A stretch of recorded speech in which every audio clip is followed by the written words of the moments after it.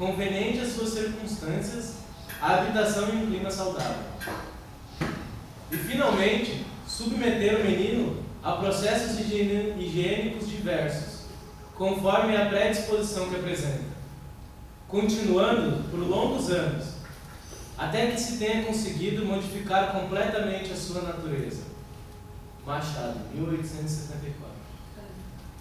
Então a ideia era que se destruísse a cultura daquela pessoa, se introduzisse outra formação cultural, higiênica, para que aquela pessoa esquecesse a natureza de onde ela veio, de tudo que trazia a hereditariedade daquela pessoa. Outra citação desse mesmo médico, João Gamato Machado. Percebemos nessa tese médica do século XIX a presença dos determinismos hereditários e climáticos das moléstias, em voga no período. Mas ressaltava-se também a educação como ferramenta que podia amenizar ou corrigir as predisposições. Dentre diversas estratégias higienistas, Machado, 1854, destaca o exercício físico na educação. O exercício moderado, regular e metódico, continuado por longo tempo e auxiliado por uma alimentação conveniente em um clima salutar, pode modificar as predominâncias pouco higiênicas, transformando indivíduos limpáticos ou nervosos em belos tipos de temperamento sanguíneo. Vence predisposições mórbidas e aniquila a perniciosa influência da hereditariedade. E esses são os argumentos médicos que essas pessoas usavam na época para essa nova formação social que eles queriam no nosso país. Só que não eram só os argumentos para a saúde que ia fazer isso entrar na nossa nova formação social e política. Eles precisavam ainda convencer as autoridades governamentais de que essa higiene ia ser uma grande formação social. Suposta grande formação social. Então, se entre os intelectuais de saúde a prática era benéfica e necessária ao desenvolvimento do país, ainda havia necessidade de convencimento das autoridades governamentais em relação à sua intervenção no campo. Daí a relevância do caráter social da ginástica. No termo de Simeone, 1832, a ginástica, que tem como fito desenvolver essa força, pode, pois, exercer uma grande influência sobre o caráter, a glória, a prosperidade de uma nação. Não só ela é capaz de beneficiar debaixo de um ponto de vista higiênico, como também social e político. Segundo Carmen Lúcia Soares, em 2001, em 1879, o ensino da ginástica se tornou obrigatório na capital brasileira, através do decreto número 7.247. Além disso, em 1882, a Comissão Imperial de Instrução Pública, através do parecer do relator Rui Barbosa, para quem não sabe, foi a pessoa que conseguiu introduzir a educação física no âmbito escolar. E também Rui Barbosa foi a pessoa que apagou todos os documentos da escravidão no país. Então, como a educação física está ligada a esse processo racista, estrutural e extremicida no nosso país? Então, Rui Barbosa foi favorável à inclusão da educação física no sistema de ensino brasileiro. Soares, 2000. Esse parecer ficou conhecido como uma importante defesa dos benefícios da prática da educação física na escola brasileira. Rui Barbosa, contaminado pelo ideário higienista, mostrou-se um entusiasta da prática da ginástica. Como podemos observar, essas iniciativas eram iniciais, sem alcançar os objetivos da democratização. Contudo, escolas importantes adotaram a ginástica em seu currículo, não como uma disciplina, mas como uma atividade a ser oferecida aos alunos com o objetivo de formação moral e física. Então eu trago isso para a gente pensar a ginástica como um componente na base curricular das escolas.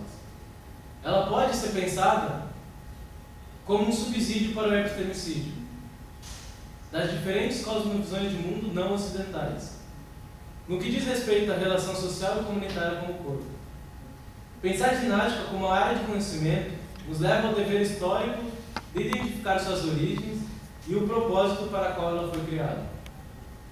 O grande desafio dos povos vítimas desse epistemicídio, seja da diáspora africana, seja dos indígenas brasileiros, ao longo da história da colonização do Brasil e do mundo, foi e tem sido o epistemicídio, a qual diversas pessoas não brancas foram doutrinadas e sistematizadas a viver submetidas à cultura eurocêntrica. Nesse contexto, a ginástica está inserida como ferramenta de poder, segundo Ramos, 1980. Era um verdadeiro adestramento para a corte. Frederichian também teve grande atuação como estruturador dessa doutrina. Ele trouxe a ideia de que a medicina e a ginástica militarizada eram pilares para uma nova formação social, higienista e eugenista. No entanto, a ginástica ainda é reproduzida dentro desses mesmos padrões por educadores e replicada por autores que insistem em não questionar a ambiguidade dessa disciplina e categoria. A internalização e naturalização aparente e inquestionável dessas teorias torna a ginástica um conhecimento, no mínimo, controverso e passível de ser repensado. E eu trago aqui um grande questionamento para a gente da educação física: como que a gente vai fazer isso? Como que a gente vai repensar essa ginástica sistematizada? Eu acho que a gente abre agora um debate para que seja levantada exatamente essas questões de como não sistematizar e não reproduzir essa ginástica.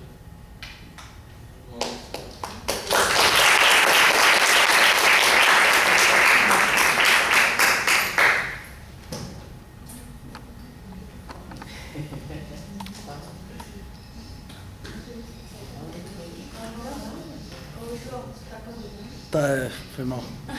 Buguei. Tá. Então.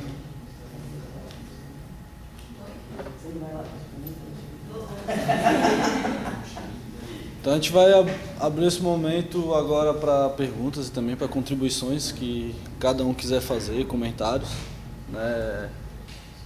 Bom, já é 1h30, mas eu acho que a gente pode dar pelo menos uns 15, 20 minutos aí para a gente tentar pegar esse acúmulo e fazer uma reflexão em cima. Então está aberto para quem quiser trazer contribuições. Diga. Oh, pode ser. Você consegue pegar? Tá.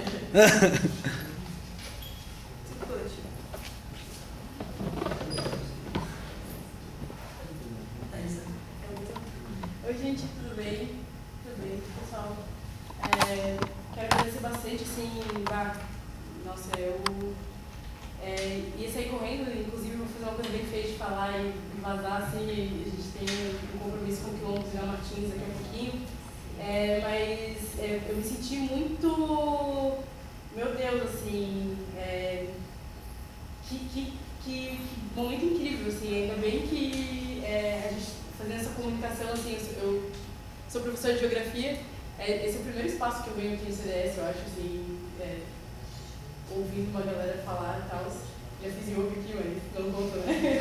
Ouvindo uma galera falar e eu fiquei muito pensando, quando a Amanda estava falando e terminou trazendo para a educação física, eu fiquei muito pensando numa provocação que a professora Karine, ali do CCJ, tem feito com todas as bancas dela, que eu tenho gostado muito de ir, que a professora é muito foda, ela tem falado para as pessoas: descubra de que maneira a profissão aí que você está querendo ter está ajudando na reprodução do racismo. Você matou isso assim, e eu fiquei, nossa, ainda bem que estão gravando, porque ela tem falado isso nas bancas de TCC para todo mundo, seu TCC prontinho, assim, né? É muito massa. Descubra como isso está acontecendo e você já está dando o segundo passo, tipo, não só descobrir de fazer a denúncia, mas de como que a gente combate, né? Que é a ideia da Lei 10.639, de como trazer os conteúdos da história africana e afro-brasileira que muita gente acha que fica só na história, nas artes, na literatura, mas é para toda a escola, é para todos os espaços de ensino, inclusive o ensino superior. E aí o que mais me tocou mesmo, é que lá no GEL eu discuto territórios negros e agora eu tenho pensado muito no corpo território, né, de como essas relações de poder atravessam os nossos corpos, sem sair dessa, obviamente, a estrutura toda que a Amanda trouxe, né, na fala dela, sem perder isso de vista, e como o epistemicídio afeta a construção desse corpo território, né? Porque se são relações de poder e essas relações de poder são pautadas a partir de um conhecimento, né, como você falou, a educação física está aí mostrando que ela está pautada numa episteme racista, né? Então, portanto, naturalmente, se a gente só deixar a bola rolar, ela vai rolar nessa perspectiva. E dentro do corpo território tem a questão da toponímia, né? Que é quem dá um nome para o lugar. Essa cidade que a gente mora hoje, que hoje é Florianópolis, que já foi Desterro, já foi Ilha de Santa Catarina, e por conta do epistemicídio a gente nem conhece os outros nomes indígenas que ela teve antes disso, né? Com certeza teve. E os nossos próprios nomes, você veio falar do seu nome, também é o epistemicídio do nosso corpo território, né? Que está sendo afetado aqui. E pensando no corpo território, eu também fiz o link quando a Amanda estava falando da lei do ventre livre, que também é uma disputa de que parte do meu corpo, que território do meu corpo é livre, né? E não é por este mesmo território que começa a colonização? Este mesmo núcleo?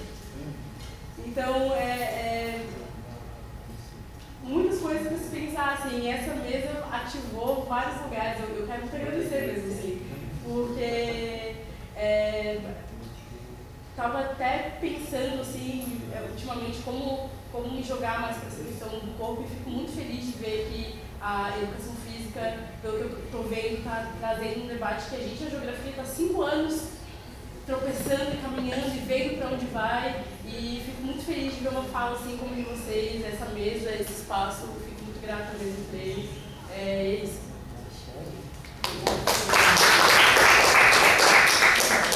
A gente que agradece a sua presença.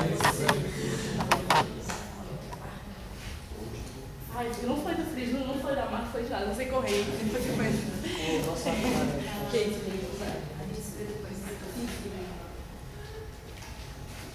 Tá, desculpa, eu tô na mesa. Depois eu jogo. João, depois o João. Os Joãos. Boa tarde, pessoal. Sou o João.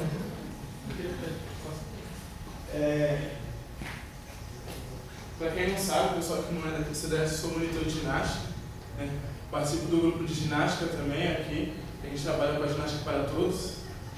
A modalidade da ginástica para todos é uma modalidade em que ela se diz democrática, onde você utiliza de todos os tipos de ginásticas competitivas, ginástica artística, a rítmica, enfim, todos os tipos de ginásticas competitivas, e você utiliza dela para fazer uma coreografia. Né? Nessa coreografia você pode usar tanto 1000 pessoas para fazer uma coreografia, quanto 2 pessoas. Então é uma modalidade mais diferenciada da ginástica. A gente estava com o objetivo agora de fazer uma coreografia no final de ano, e eu fiquei muito feliz com essa fala do João, porque eu percebi que a gente, sem conversar, está indo na mesma direção do que a gente está estudando. Né? Então a gente para fazer essa coreografia, eu dei uma ideia de coreografia no grupo, e, enfim, que é ligado às escolas ginásticas. Então, o entendimento que a galera tem quando fala, não, vamos fazer uma coreografia sobre as escolas ginásticas vamos falar sobre o Yang, então vai ser a escola ginástica tal, então o modo como o corpo vai se manifestar de tal jeito. Então a gente vai falar sobre o Gutsmuts, então a alemã vai se manifestar de tal jeito.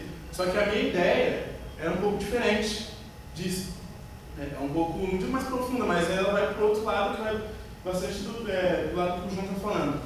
A gente teve também, a professora Juliana teve a ideia da gente falar com a professora Carolina Fernandes, que ela sabe tratar um pouco melhor desse lado histórico.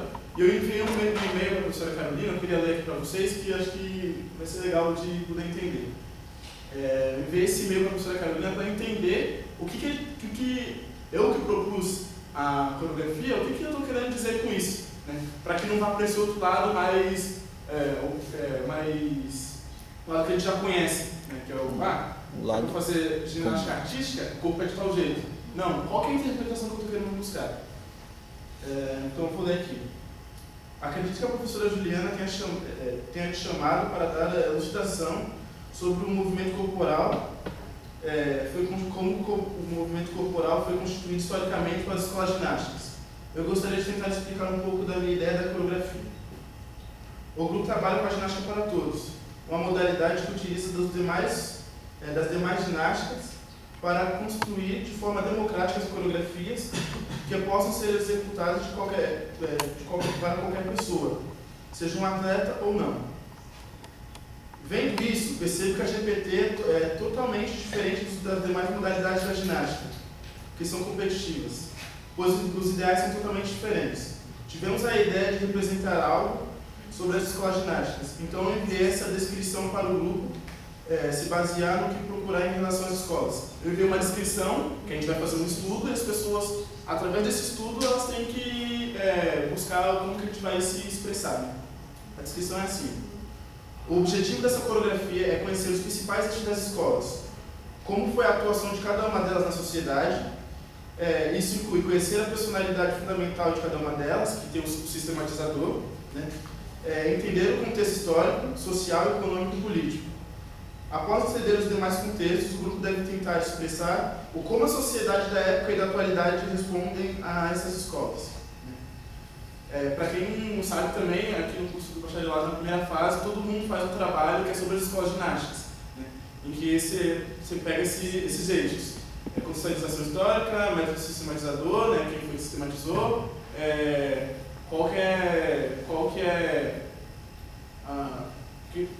o que está refletindo hoje em dia, né, na educação física, e saem essas coisinhas assim que parece que o pessoal não enxerga. Enfim, continuando aqui. Aí eu continuei vendo.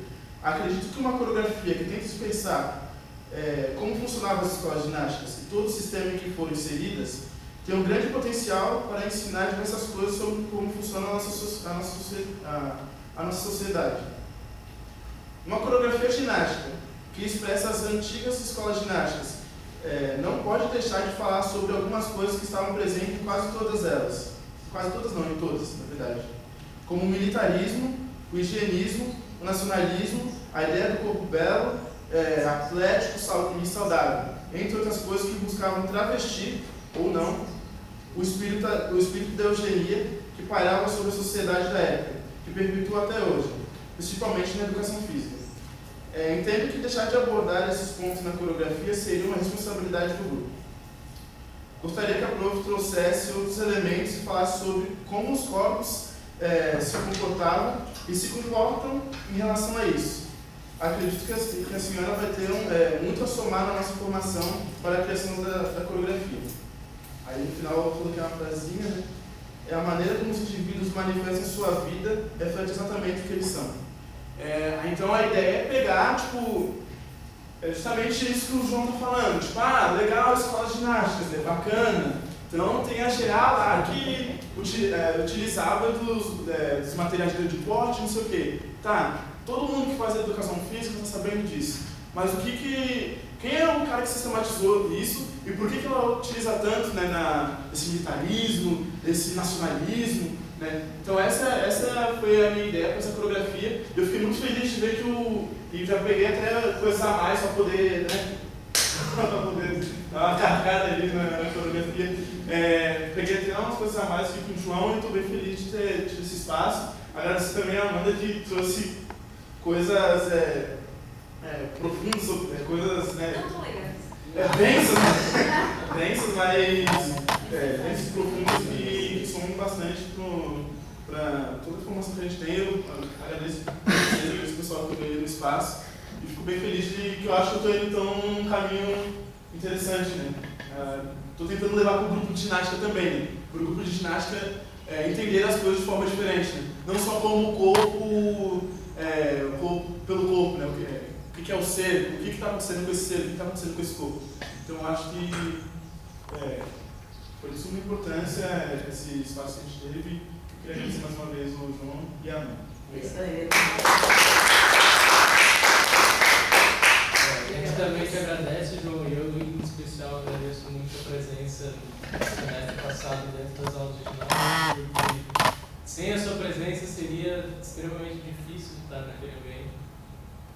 E agradeço mesmo. Obrigada pela produção, pelo nosso povo, isso aí. Obrigada. Então, João, Cara, eu vou ali só. filmmaker.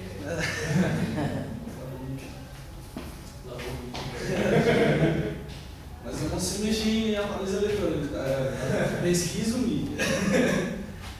Cara, eu queria, na verdade, trazer algumas reflexões que eu tenho, assim, até a partir da fala da companheira. Eu sempre, na real, tento iniciar falas em todos os espaços que eu vou a partir da reflexão sobre o corpo. Sobre o que sobre o que é ser corpo e sobre a gente entender o quanto é diferente tu ser um corpo em um determinado ambiente, talvez, ou ser um corpo negro, ou ser um corpo em um ambiente pobre, ou ser um corpo feminino em um ambiente tão machista, enfim, você busca tentar refletir a partir desse ponto de perspectiva. E teve um momento específico que me aguçou mais ainda essa reflexão, porque na real é uma reflexão que rompe com uma perspectiva de corpo dicotômica, né? Em que entende que há um corpo físico e um corpo mental, em que os dois são separados e que o corpo, essa perspectiva da ginástica, ela vem nesse sentido, né? De tu doutrinar um corpo para que ele não atrapalhe o seu intelecto, né? E que não precisa usar o intelecto, que só tenha um corpo preparado a usar ele fisicamente, né? E teve um documentário com um colega meu, assim, que é como se fosse irmão, eu até fiquei muito feliz de saber que ele está trabalhando com isso, que ele vem fazendo um documentário sobre a cadeia produtiva de trabalho. E aí ele foi fazer um documentário no sertão de Pernambuco, sobre a cadeia produtiva do gesso, né? E nesse documentário, ele em nenhum momento, ele é um formado em jornalismo, mas em nenhum momento ele adota aquele formato jornalístico em que o jornalista vai lá, faz a produção do documentário e fala sobre sobre o assunto que ele está fazendo. E, na verdade, o documentário inteiro são as falas dos trabalhadores daquela região e das pessoas daquela região que vivem naquela condição. Então, naquele momento, eu acho que estava assim, que me aguçou mais essa reflexão sobre o corpo, né? Que o que ele não estava conseguindo explicar esse ponto de vista, e na hora que eu falei, ele até falou, pô, foi fundamental a tua fala, né? De dizer que aqueles trabalhadores que são corpo naquelas condições, né, que são majoritariamente corpos negros, que é bem o que a Amanda falou, né, essa questão da organização do trabalho, né? Então, muitas vezes os trabalhos que sobram para os corpos negros são os trabalhos mais precarizados, são os trabalhos mais braçais, né? E naquele documentário foi muito interessante ver isso, assim, né? Que em nenhum momento quem estava falando sobre aquele assunto era alguém branco, tinha alguém branco por trás produzindo, mas eles fizeram esse esforço de dar a centralidade da fala para aquele corpo que vive e sente e é corpo naquela condição, né? Então, e é muito interessante pensar que a gente está numa cidade, né? Ela falou que se chama Florianópolis, né? Que em um dado momento os indígenas chamavam de Meio-Bipe, e em um outro momento ela também se chamou Iureremini, né? E depois, com a colonização, né, portuguesa, açoriana, ela se chama Nossa Senhora do Desterro, né? Principalmente pelo esse viés religioso, né, católico. E depois Floriano Peixoto, né, a partir de uma intervenção militar, onde a Florianópolis era a capital da resistência contra a República, na época, na primeira presidência da República, né, que era Deusdado Fonseca, né, e Floriano era o braço direito ali. E a gente é uma cidade que tem um nome que homenageia Floriano Peixoto, o cara que veio exterminar todas as pessoas que resistiam à República naquela época.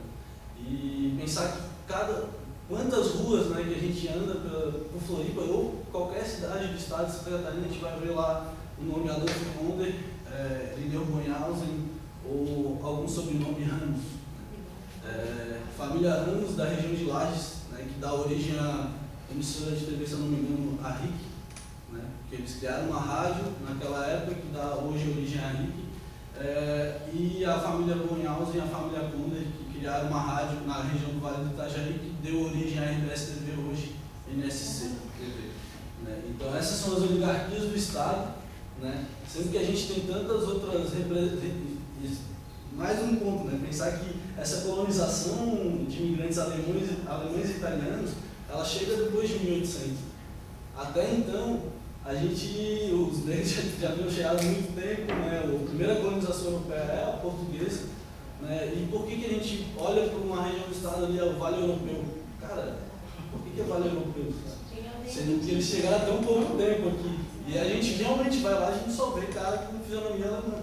Tá ligado? E aí tu vê o extermínio, o genocídio de povos que habitaram aquele lugar. E a gente tem, e a gente esquece muitas vezes de representações negras que tivemos aqui. Eu vi um documentário outro dia no festival Cinema Negro que trazia o Ildefonso Juvenal.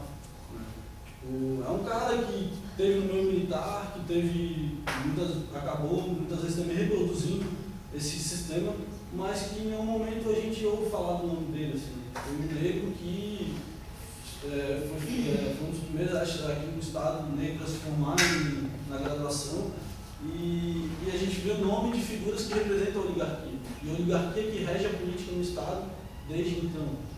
Então é mais esse ponto de reflexão, assim. Muitas vezes esse conflito de ser corpo nessa organização política e ideológica que a gente vive no Brasil é muito conflituoso, e muitas vezes a gente reproduz, né, o que está posto, mas em um conflito constante. Então, e ser corpo aqui dentro dessa universidade, que muitas vezes não aborda, né, e não nos representa, é um conflito extremo, porque nossos colegas de infância, a maioria não está aqui. E aí tu sente uma responsabilidade absurda de estar aqui tentando transformar alguma coisa do que está posto. Então é mais nesse sentido assim a reflexão.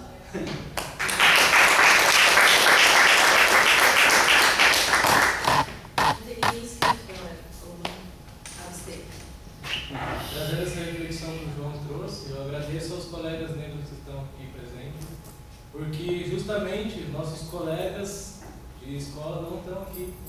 E é muito complicado para a gente entrar dentro de uma sala de aula e ser a única pessoa negra dentro da sala de aula.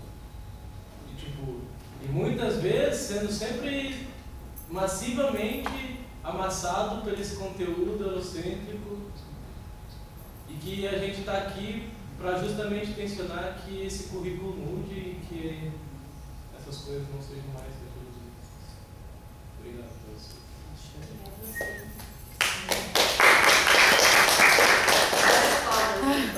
É que tá incrível. Mais alguém, gente? Na verdade, fiz um poeminha enquanto vocês falavam, e agradecer a fala também. A Amanda fez um tempo recorde ali, o período histórico, assim, né? Foi muito massa mesmo. João, cara, o que tu tá fazendo é muito, muito lindo, assim, sabe? De verdade, assim, chegar num espaço e colocar essa mudança necessária no currículo da forma como tu colocas, assim, é muito difícil ver, inclusive em cursos que se dizem mais progressistas, como história, como a galera lá dos humanos. Então, tu fazer isso aqui, Benjamin, não se encontra ainda esse pessoal, mas mais glorioso ainda. E eu vou ler esse poema especificamente para ti, porque teve um dia que você recitou um poema lá no sarau, e daí aquilo, porra, mano, me fez, vou voltar a escrever um poeminha, e daí vou ler porque não me sinto à vontade fazendo isso, mas te vejo mais à vontade fazendo poema, então vou fazer uma troca desse jeito, assim, me sinto mais à vontade sendo palestrinha, então vou fazer essa troca.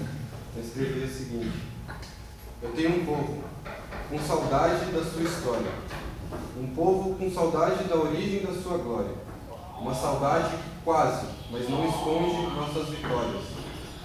Tentam silenciar nossa luta, falando de uma terra harmoniosa, sem conflito racial, mas também sem memória. Eu tenho um povo que sofre do epistemicídio, e é por isso que foi só nesse ano que conheci este Vivi. Colocam que o negro não serve para o pensamento científico, Criamos todo o conhecimento daqui. O senhor Branco selecionou o que ia no currículo. Educação que ensina o racismo. Aquele camuflado para não causar conflito. Está na sala de aula e até no exercício físico. Violência que controla nossos corpos, mentes, cultura, mas não o espírito. Esse continua guerreiro, em movimento, causando terror lírico, forçando a elite a considerar o que a gente faz mais do que bonito, revolucionário.